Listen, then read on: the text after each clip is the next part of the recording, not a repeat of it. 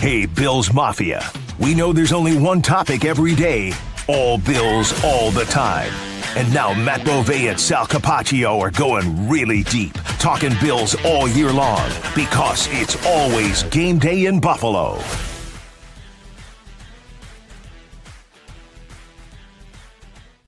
With everything going on Sunday night, after the final game at Highmark Stadium, knowing the Bills are playing the Jacksonville Jaguars, Matt Bovee, Sal Capaccio, we could not get with you like we normally do on a Sunday. We wanted to give everything its full respect to talk about the game and what lies ahead. So thanks a lot for waiting a few extra hours here on a Monday. We're recording here at 8 a.m. So whenever you're listening, however you're listening, we thank you so much. And it's always game day in Buffalo. Great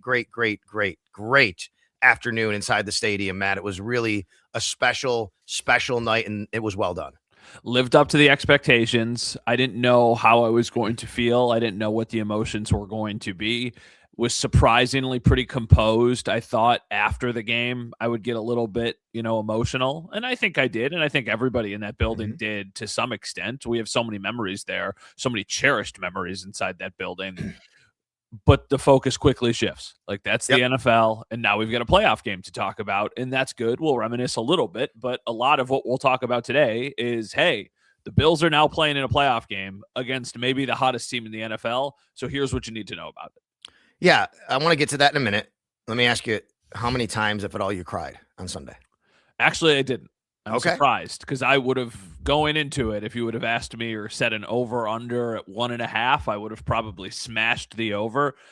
Closest I probably got was when Iris was playing on the field after the game. It's probably the closest I got, but was able to kind of hold it all in, compose myself, and, just kind of, I think I was so busy and so focused on all of the work that I was doing that I didn't have a chance to feel my emotions in that moment as much as I should, which is actually not healthy at all, but that was just the reality of it.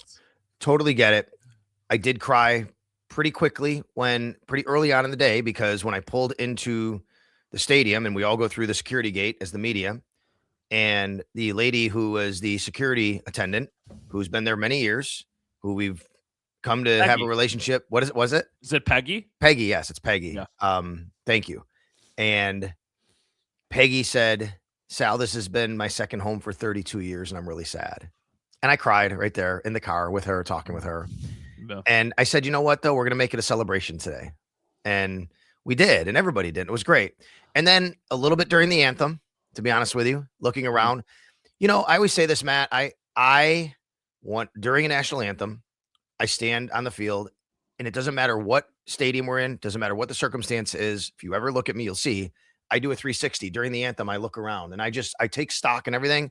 And I think to myself, I can't believe I'm standing on an NFL field right now. Like, I try to take in the moment, and in that moment, shed a bit of a tear, and then agreed with you. Like, after the game started, I really did not have those same types of emotions. It was only having fun with it and experiencing it. And then after the game, obviously on the field, a little bit of it crept in again during Iris. I agree.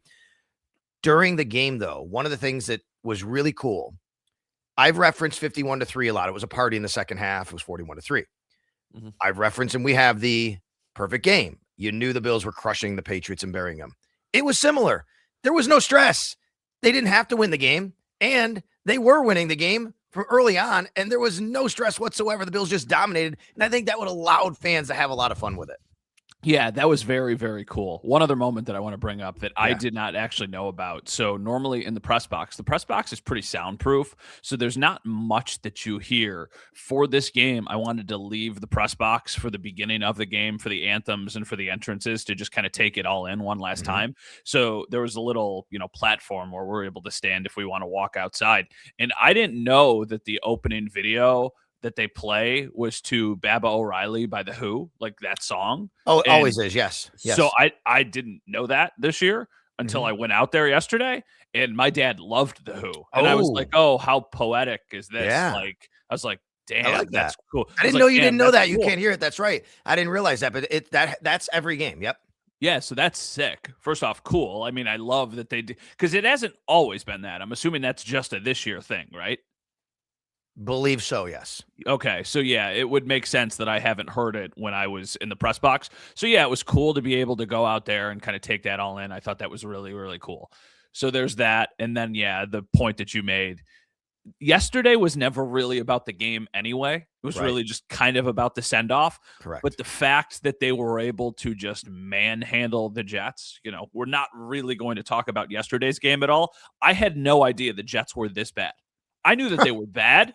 I had no idea they were. So, I like to look at what the betting lines are for games just to kind of get a gauge at like what the perception of the game is and where we think it's going to play out.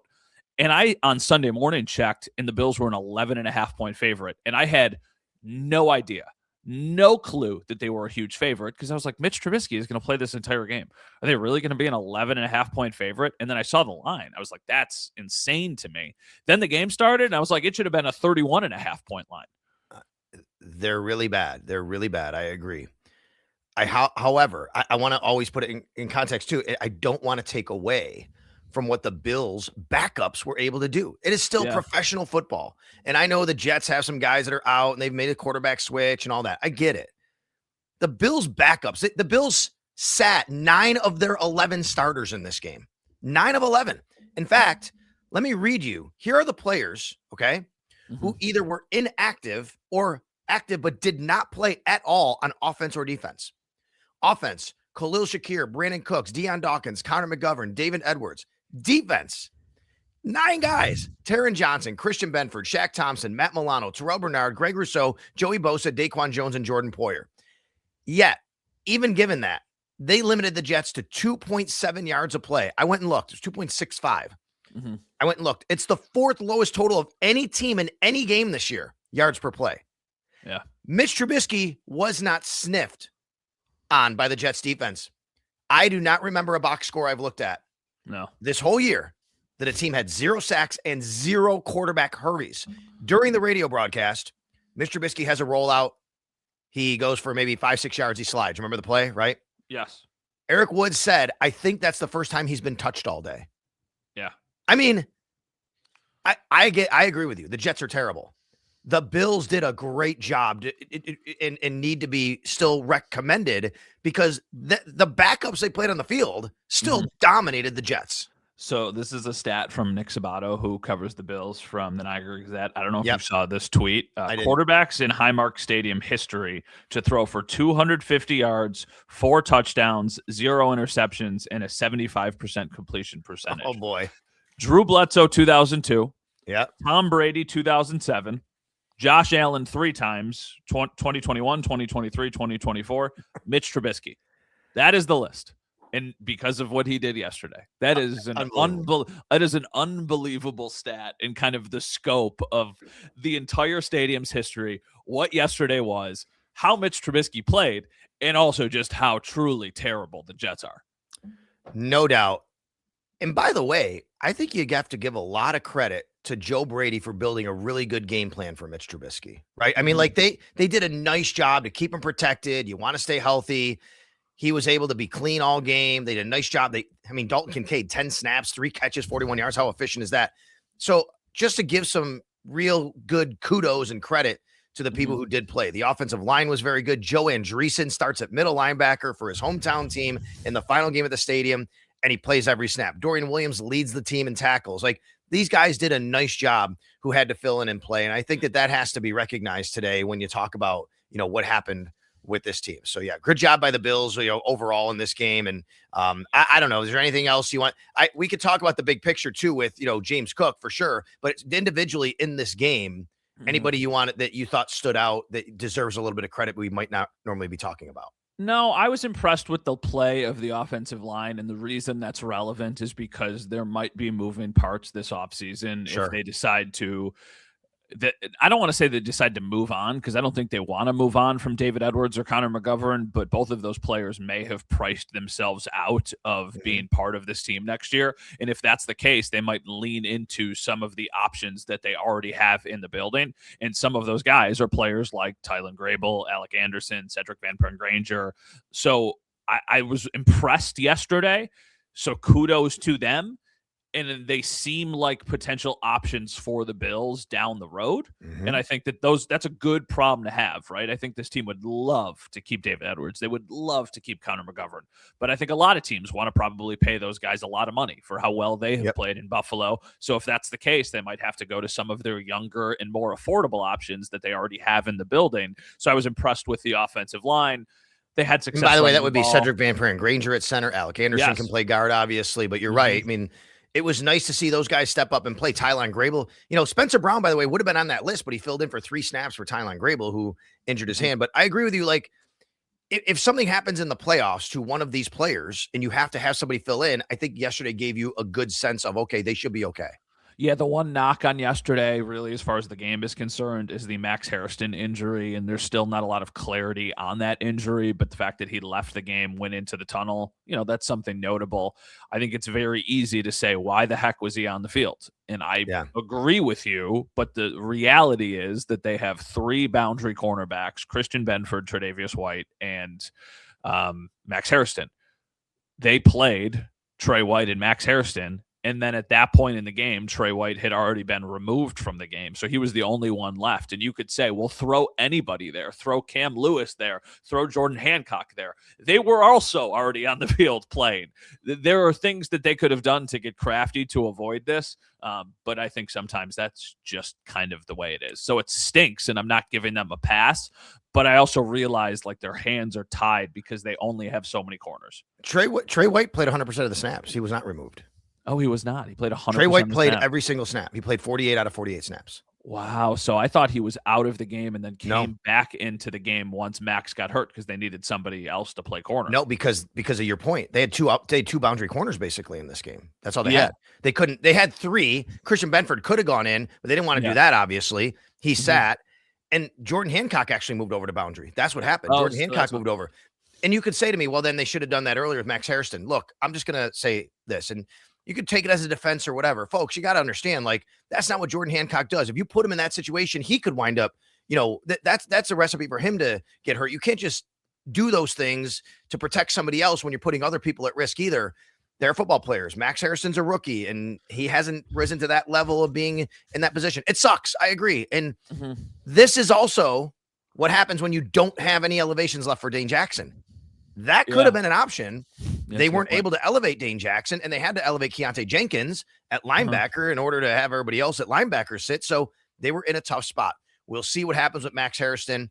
He did leave the field late in the game, walked very gingerly. I didn't like the way he walked. Maybe he went in for x-rays. We'll see. It's an ankle injury officially, but the way he walked, the way he looked, tough deal to think about, especially against a very explosive Jaguars offense, which we'll get into in a minute. And then, of course, you have the injury to Matt Prater. Matt Prater finished the half. He did not come out in the second half. Mitch Wishnowsky took the kickoff, and that's when we're like, wait a minute, what's going on? Are you just resting Matt Prater? Then we find out he re-injured his right quad. So the question I would have going into today when we hear from Sean McDermott later is, was it precautionary or did he actually re-injure himself? No, you know what I mean? Like, it could have been he's feeling it, so let's just back him off. We don't know.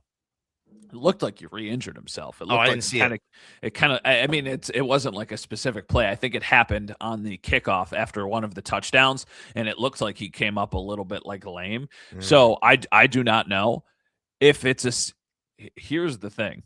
The Jags kicker is out there making kicks from 67 yards. I know. The Bills are going into this game with no clue who is going to be their kicker. I know. Maybe this means that they have to just be absurdly aggressive, but there's also aggressive and reckless. So I don't know what they're going to do. I do not think the answer is bringing back Badgley. I think that was not good when he was here. So I think that they would have to go out and find somebody. So we shall see. There will be people who immediately say, oh, well, Justin Tucker, what about him? He kind of stunk at the end too. So take all of the other stuff and push that to the side. Just as football, he was not very good at the end either. So I feel like they will find somebody who, newsflash, probably won't be very good because there's a reason that they are available at this point in the season, and just hope that it works out. And then on every situation where it's like 4th and 5 or less, maybe they go for it. And whatever. Maybe that's a good thing. Maybe that's a bad thing. I don't know. Yeah. So aside from what you said about the football part with Justin Tucker, which I agree, I can't imagine going into the playoffs, they would bring in somebody that with everything surrounding him and how much that would be a story nationally and locally. And, they're trying to prepare for a game against the Jaguars, right? So, yeah, I mean, how it all plays out legally and what you think about the situation, I just can't imagine the Bills would actually do that and bring him in with everything surrounding that and everything that would be talked about with it. So they're preparing for a playoff game against the Jacksonville Jaguars, and we'll see if Younghoe Koo is brought in for another workout. He was, right, a couple of weeks ago. I think they brought in somebody else, if I remember right, too, who was a guy, Matthew, I can't remember his name. Matthew Wright, thank you, who had been on the preseason roster for a little while, training camp roster. So maybe he's a guy. I agree. Badgley would be tough to come back to after what happened a couple weeks ago. I just can't see them doing that. No way. He does know the operation, but I just can't see them. They moved out from as quick as possible. He doesn't know the operation. Yeah, he knows the operation as much as I know the operation. The execution is not there. Yeah. But I get it. I totally get it. I agree with you. All right, let's shift the focus. Before we talk about the Jags, two really notable achievements for the Bills. Number one, how about James Cook? Leads the NFL in rushing, wins the NFL rushing title. Really awesome for James Cook. What an amazing season. 1,621 yards rushing. Yeah, that was incredible. And then when you consider the offseason he had, it felt like the Bills really wanted this one for him. I know that they only gave him 2 carries in the game, but he was also at that point 152 yards ahead of the next closest guy, Derrick Henry. I think on the first play from scrimmage of the Sunday Night Football game, Derrick Henry rushed for 41 yards. And I was like, oh, he might not get this. This is going to be crummy for him.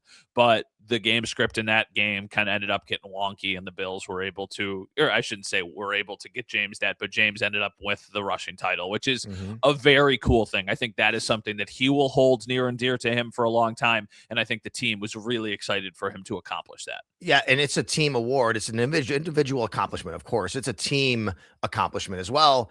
The offensive line coaches, Reggie Gilliam was really happy about it, right? He was a guy that he said, look, I wasn't in front of him every single play, but of course it's something they take a lot of pride in. And the other part about it is, Matt, and I think I have to go back to make sure, he led the league in carries. Yeah. I mean, who would have thought that with James Cook? You know what I mean? Yeah.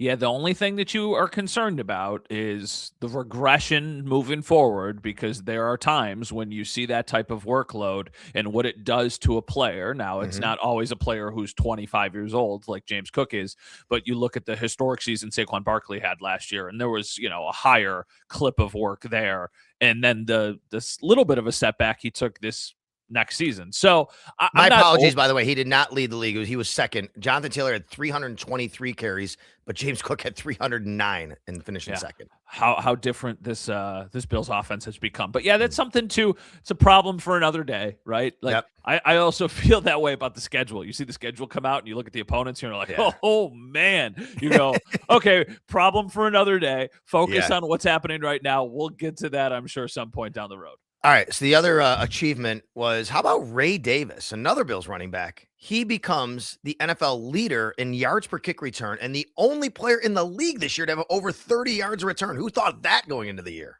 Nobody, because we thought Ray Davis would probably have a more sizable role on the offense. And because James Cook was so effective and so dominant, they probably just wanted to get Ray onto the field in some capacity. They also just didn't really have anybody else to do that role. And it really, really worked out. That's a pleasant surprise. I got to say, I know we talked about how bad the Jets are and the backups. I was really impressed with Ray Davis yesterday, and Ty Johnson for that matter. But it's like, this guy still's got some juice, and it still feels like he could provide something in the passing game more consistently. But he has emerged as kind of this team's kick returner, and I imagine that that's going to be what he does for the foreseeable future. Like, I would also think that this is something he keeps into next season. Chris Tabor, by the way, Bill's special teams coordinator, nice job finding that role for Ray Davis and figuring out a nice way to unlock him a little bit. So good job in that regard. All right, let's shift the focus. The Bills we know now are going to Jacksonville to take on the Jacksonville Jaguars Sunday at 1 p.m. So let's there we go. Final game. Okay, head to Jacksonville. Sorry, I wanted to switch the banner we have going up, and hopefully you're watching over on the YouTube side at Sal Sports. Okay, Bills Jags. I think leading into this game, the conventional wisdom was, boy, they match up better right now against the Patriots. You've already seen that. You could definitely go down to Jacksonville and see them winning, but don't really want a part of a team that's won 8 in a row and kind of putting up all these points. What's your initial thoughts? Yeah, you could say that. You could say you don't want to play a team that's playing 8 in a row or won 8 in a row, or you could say, hey, they're due to have a slip up because they have been so hot. I think the Jags are the toughest opponents the Bills have played in the wild card since the 2019 game in Houston, when they went on the road and they were a bit of an underdog in that game. Now, if you're somebody who looks at betting lines, like I mentioned earlier, I like to do, the Bills are a 1.5 point favorite going into this game. That feels like the Vegas begging people to say Josh Allen is going to win. He's a 1.5 point favorite, which is also a tad concerning because you want to see where the money is going to come in on this game. All of that said, I firmly believe the Bills' toughest opponent that they will play from here on out is themselves. If the Bills play well, I expect them to beat the Jacksonville Jaguars. I do. But they have not played well consistently enough this season where I'm super comfortable in thinking that that's the type of game we will see. Like I said, like they're just especially on the road, by the way, especially on the road. I mean. They've been so Jekyll and Hyde on the road this year. Here's some good news.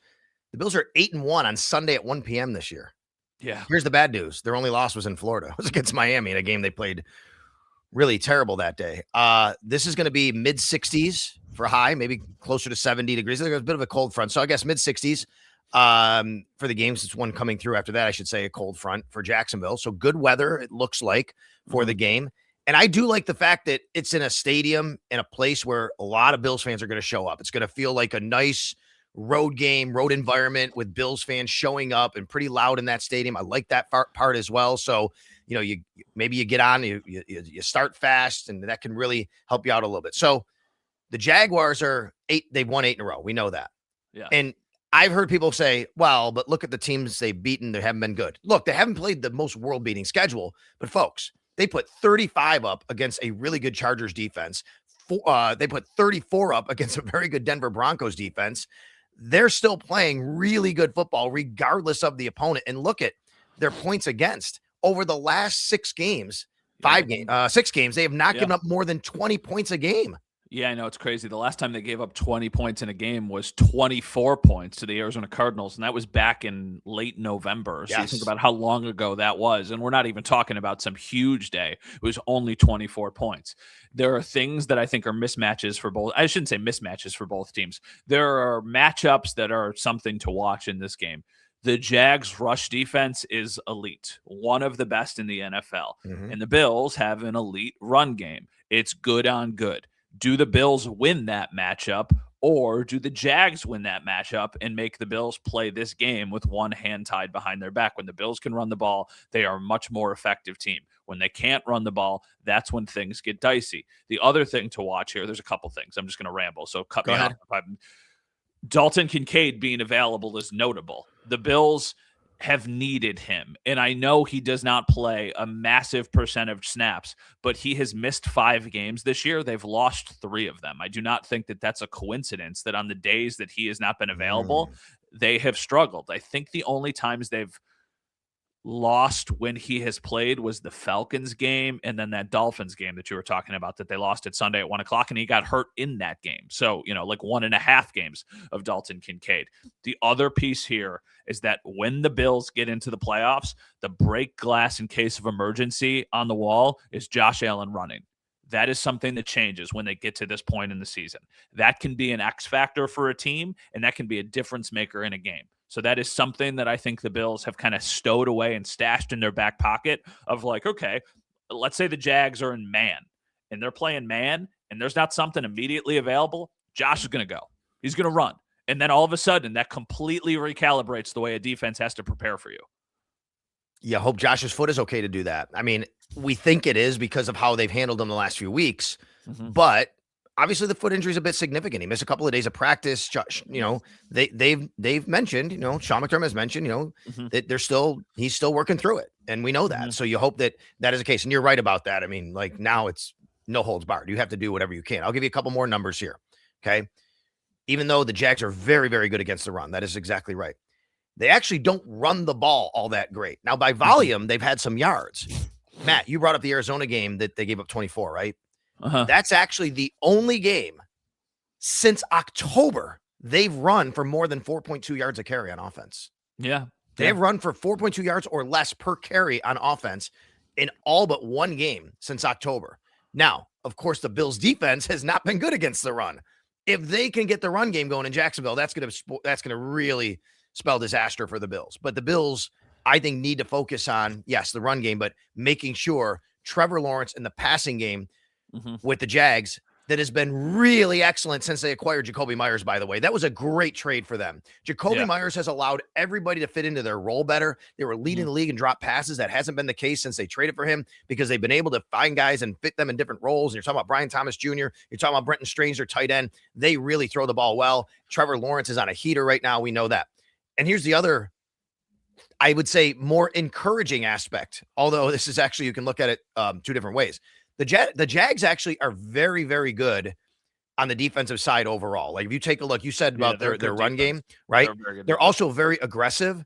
Like they are fourth in the NFL in interception rate, which means interceptions per pass attempt. However, the one thing they don't do great is sack the quarterback. They are 30th in the league at sacks per pass attempt. So if you want to look at it from a bit of an encouraging standpoint, the thing that's hurt the Bills a lot this year is Josh Allen taking sacks and him being under duress. However, when the ball's in the air, the Jags are aggressive and they're good at getting after it. Obviously, the Bills are going to have to put a premium on protecting Josh Allen to make sure that he has time to scan the field and do that. But those are kind of things that you have to think about in this game, where he probably might have some time. But man, once that ball's in the air, the Jags are very aggressive and good at making sure they get to it or stop you. Yeah, and I just think that so much of this game is going to come down to good on good when these matchups come to like what I said about the running game and the Jags passing attack against the Bills pass defense that has been very, very solid. Can that hold up against a very solid defense? And, there's two ways you can look at it. You could say, well, when they played another great passing offense recently, the Bengals, they got carved up, but the Bills were able to outscore the Bengals because their defense was so bad. The other thing that I want to say is this is not a game where you can fall into the game script that they have so many times this year, and that's falling behind and trying to play catch up, because against a team that has a defense like this, I just don't know if you're going to be able to put up points rapid fire like you have at some other points this year. That goes to the point you made about, hey, as far as road atmospheres are concerned, this is the friendliest outcome they could have gotten in the first round with just that. Not with the actual matchup itself, but just with where they had to go. You would rather go to Jacksonville for the atmosphere and for the, what the crowd is like compared to New England, compared to Pittsburgh, and then, some of the other outcomes. So, yeah.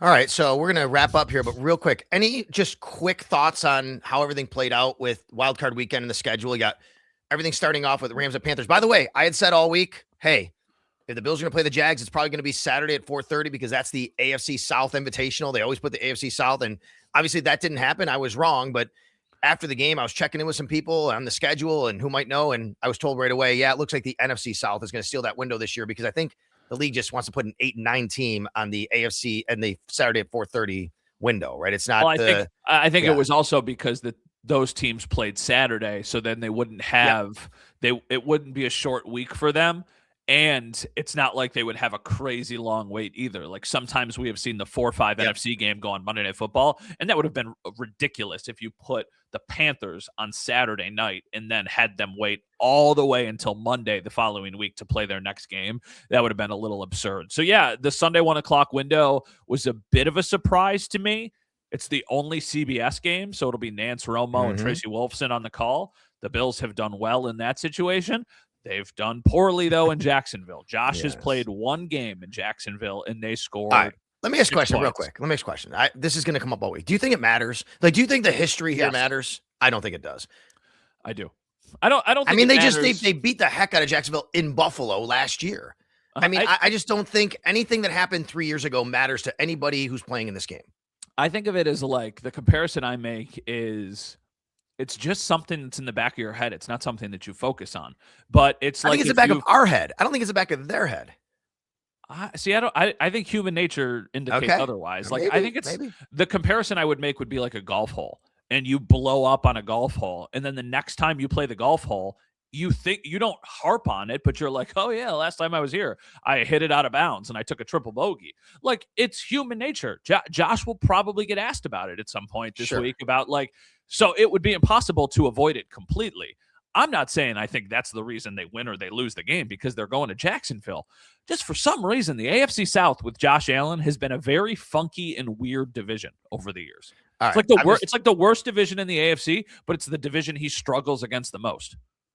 The last time the Bills played in Jacksonville, your starting offensive line consists of Ike Butker, Mitch Morse, Cody Ford, Cole Beasley, Emmanuel Sanders, Stephon Diggs, Tommy Sweeney was the starting tight end. On defense, Star Latulele, Jerry Hughes, Levi Wallace. I just don't think it matters. I don't think history matters much. I think that it's something that we talk about, and because of that, maybe it does creep in. I get it because we're going to be talking about it. They also beat the Jags pretty badly here in Buffalo last year. I think they'll know that. That's right. So, 50. Yeah. But you're right. There are a lot of ghosts there, Matt, and we're going to be talking about those ghosts as the week goes on. It's going to be a really good debate. It's going to be a really good discussion. It's going to be a really good week to dissect everything going on. You know what I really hope? Here's the biggest thing I hope. Hope the Bills win. I can get on the team plane after the game, fly back and just kick my feet up and watch and hope what happens in the Sunday night game between the Chargers and Patriots without a worry in the world. You know what I mean? That would be really nice. Yeah. I mean, it's because folks, if the Bills win and the Chargers win, the Bills are going to the winner of Texans Steelers. If the Bills win and the Patriots win, the Bills are going to Denver. That's how it's going to work. We are not getting ahead of ourselves. I think this Jags matchup is incredibly difficult. But like I said a couple weeks ago, imagine if somebody told you on September 6th or September 7th, the day before the season started, that the thing separating the Bills from the AFC Championship would be Trevor Lawrence and Bo Nix. Imagine if somebody told you that. You would have been like, "Are you out of your mind?" I don't think this Bills team is very good. I think they're a good team and they have a very high ceiling. But I think as far as the last 5 teams they've had, it's the worst team of the 5. But it's also unequivocally the easiest path of all of those years. Anybody in the AFC, but probably besides Pittsburgh, I think has a realistic chance of being in the Super Bowl. I genuinely feel that way. Any team other than Pittsburgh, I think, can go on a run. I mean, last night I'm watching the Sports Center after the Ravens-Steelers game. They're going through the playoffs, and sure enough, right there is Matt Hasselbeck. He's not wrong, but first thing he said, listen, you're the Bills. You have Josh Allen.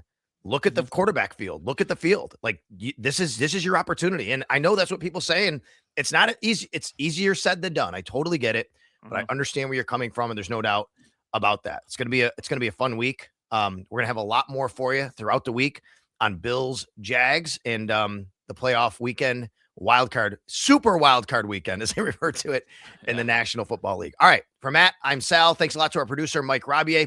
We'll talk to you next time, and it's always game day in Buffalo. Let's have fun with it. Let's have a great week this week and enjoy the Bills headed to the wild card round to take on the Jacksonville Jaguars.